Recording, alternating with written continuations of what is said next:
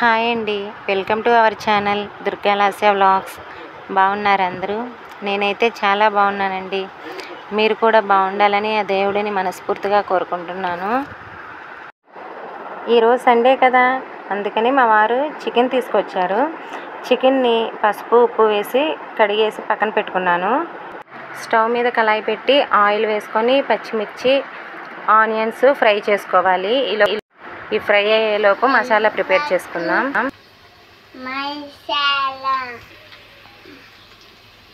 నా మమ్మీ ఈరోజు చికెన్ చేస్తుంది ఫ్రెండ్స్.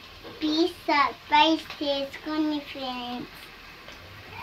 Thank you friends. ఈ ఆనియన్స్ పచ్చిమిర్చి ఫ్రై అయ్యాయి. ఇప్పుడు కడిగి పెట్టుకున్న చికెన్ వేసుకుందాము. ఈ చికెన్ ఏమో కేజీ తీసుకొచ్చారు. ముందుగా మన ఛానల్ని కొత్తగా ఎవరైనా చూస్తున్నట్లయితే ప్లీజ్ సబ్స్క్రైబ్ చేసుకోండి, సపోర్ట్ చేయండి. ఇప్పుడు చికెన్లో 1 టేబుల్ స్పూన్ పసుపు, 1 టేబుల్ స్పూన్ సాల్ట్ వేసుకున్నాను.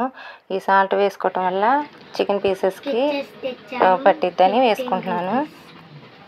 మా బాబు స్కెచెస్ తెచ్చుకున్నాడని చూపిస్తున్నాడు. చికెన్లో వాటర్ అంతా ఇలా అయిపోయింది కదా, ఒక మీడియం సైజ్ టమాటా తీసుకొని కట్ చేసుకొని చికెన్లో వేసుకుంటున్నాను. టమాటా వేసుకోవటం వల్ల గ్రేవీగా ఉంటుందండి.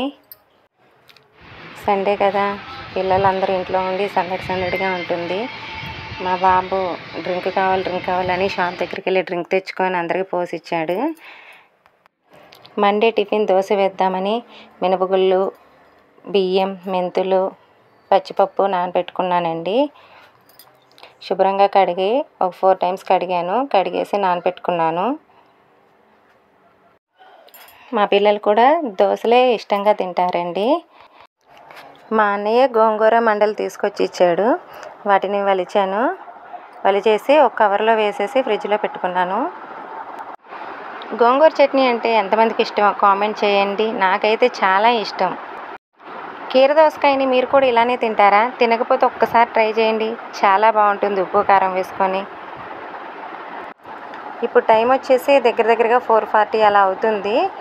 మా తమ్ముడు, మా పిల్లలు అందరూ కలిసి క్యారమ్ బోర్డు ఆడతామని కూర్చున్నారు.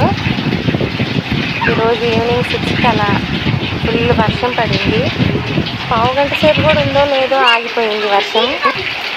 పిల్లలు వర్షంలో ఎంజాయ్ చేస్తున్నారు.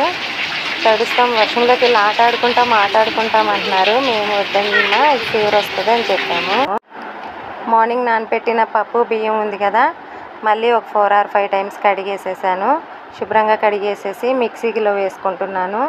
గ్రైండర్ కూడా ఉంది కానీ కొంచెం పప్పే కదా అని మిక్సీ వేసుకుంటున్నాను. ఒక 2 days అలా వచ్చేలాగా పట్టుకుంటాను. దోశ పిండే కానీ ఇడ్లీ పిండే కానీ ఎక్కువ రోజులు ఉన్నా కానీ తినబుద్ధి అవ్వదు. అలా తినకూడదు. మొత్తం గ్రైండ్ చేసేసి పట్టేసుకున్నాను.